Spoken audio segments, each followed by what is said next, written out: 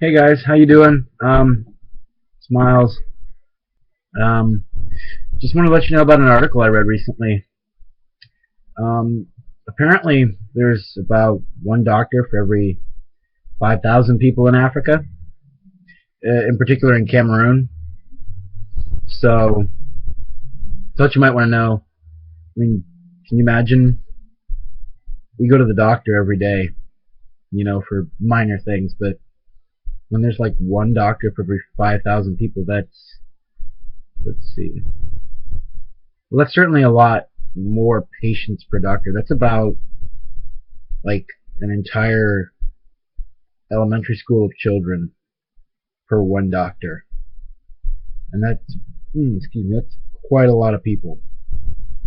I mean, to put it in comparison, there's 413 people for every one doctor in the U.S.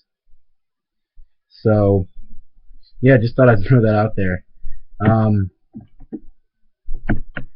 yeah, the article was about this guy named Dr. Georges Boile.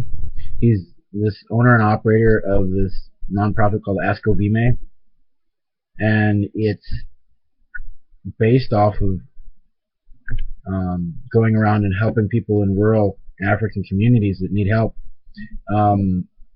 So Dr. Boile's father, he was driving around in Cameroon, driving around the capital, got in a minor car accident, and his his leg got infected, and so he couldn't take care of it. There wasn't proper medical care. I mean, half of Cameroon is below poverty line, and so as a result, his father's infection reached his brain, and so he spent the next several years carting him around to different clinics and stuff, trying to get treatment for him. What ended up happening was his dad ended up dying, and he made a promise to his father. He said that he would become a doctor to make sure nothing like this happened again. So he created Ascovime, and what they do is on the weekends they go around to different rural communities and they perform surgeries, and they hand out medical supplies, and they do testing, and they even hand out birth certificates, which apparently you have to buy in Cameroon. You're not just given a birth certificate. And so he's been working this way since 2008, and you're probably wondering where he gets the money from. In order to get money for these operations, he works at night in clinics around Yaoundé as a surgeon, and that's his second job to pay for his organization. I mean, I was reading in the article about how his organization connects with medical students in the United States who need practice, and they interviewed one woman who said, yeah, I'm a second-year medical student from Drexel in Philadelphia, and she's getting experience over in Africa that she couldn't get here in the U.S. Over in Africa, since they don't have a large number of nurses, you can what's called scrub in, which is where you essentially wash up and go help out in a surgery. And you can't do that in the U.S. because we've got nurses and stuff that are trained to do that. But over in Africa, where they don't have a wealth of nurses, they'll take what they can get.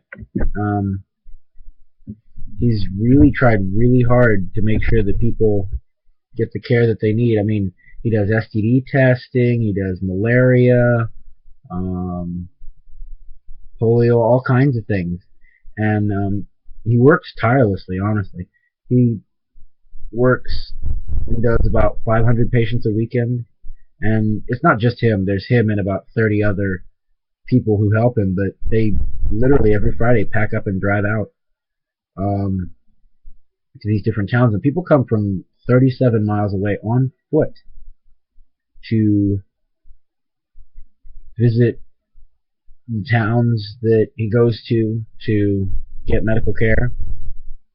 And he works throughout the night. I mean, they literally work non-stop from Saturday night to Sunday afternoon. And and then they drive back to the city. So, I mean, it's crazy, the stuff that they do. Yeah, I mean, when I read this article, I was really shocked. I mean, I was surprised as someone who has always thought that the Peace Corps was great, who always thought that, what international countries were doing to help Africa was good. Reading this article, I realized that we need to change the way we work. We need to go from giving aid to helping. Because, I mean, if you give a man a fish, he'll eat for a day. But if you teach a man to fish, I mean, jokingly, he'll be frustrated for a lifetime. But in all seriousness, we are giving people programs. We are teaching them English. We are, giving them wells. We're not showing them how to do it. We're not helping them fix the problems they want to fix. We're coming in from the outside and assessing what problems need to be fixed, where I think, honestly, we should be going in and saying, okay, what problems do you see in your community? Now, how do you think you can fix those problems? Here's the steps that you should go through to fix these problems, and here's how we can help you.